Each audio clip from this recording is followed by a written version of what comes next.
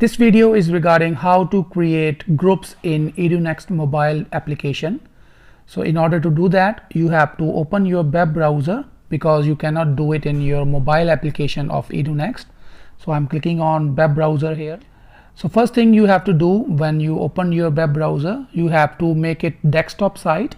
So if you click on this three dotted button, you have to select this option desktop site, and next thing that you have to do, you have to switch on your lock orientation. So if it is locked, then you have to turn it off, because we are going to rotate the mobile phone, because later on you are going to need that. So I'm rotating my mobile phone here.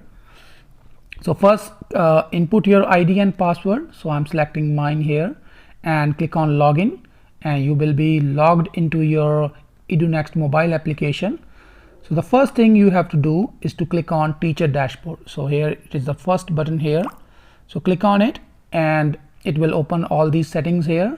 So on the right side, as you can see, so let me zoom a little bit here. So you can see the option, this pane here, student pane. So here you can see student management. So this is the button here. So here you can see student groups. So just click on it and it will open the student group option here. So here you can see some of the groups created by different teachers and faculty members. So click on this add group button, and I'm clicking on this button here, and first thing it will ask you to name the group.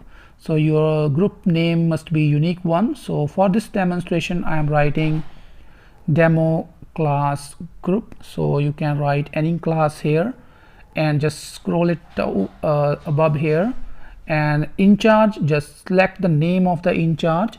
So let me close this keypad here.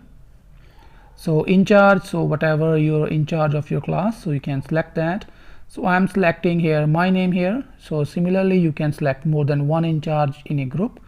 And the next option is for is private or is mentor group. So just select is mentor group. So you are not creating a private group for the students.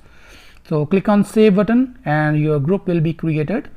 So the next thing that you have to do is to add students into this group. So this was the name of the group that we have just created, demo class group, created by my name here. Now we have to add the students here, and you can also edit or delete your group here, just clicking on this delete option, or edit this pencil button here. But we are going to add some students here, so just click on this three green signals like button here, and here you can see a student option come here automatically here. So just click on it and it will open another window here. So you can see here it is currently blank here. So you have to add students. So just click on the first option. You can also import students or export to Excel. So I'm clicking on this add student button here. So when I click on this option here, these options come here. So here you can see class, section and gender. So you have to like zoom in. So first you have to select the class section, because if you do not do this, it will open all the classes here. So let me just, because it is like you have to manage, because you are doing it in mobile. So if you use your computer, it will be a lot easier.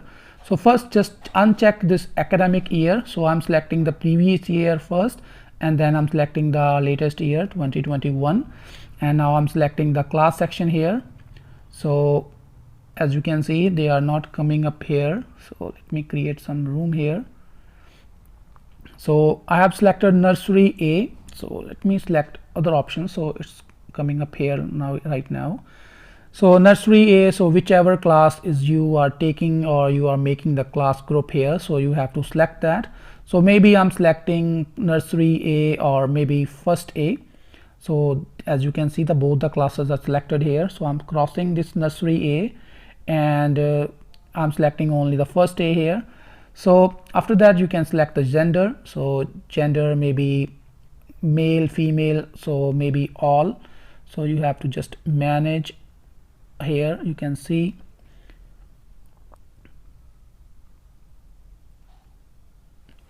okay.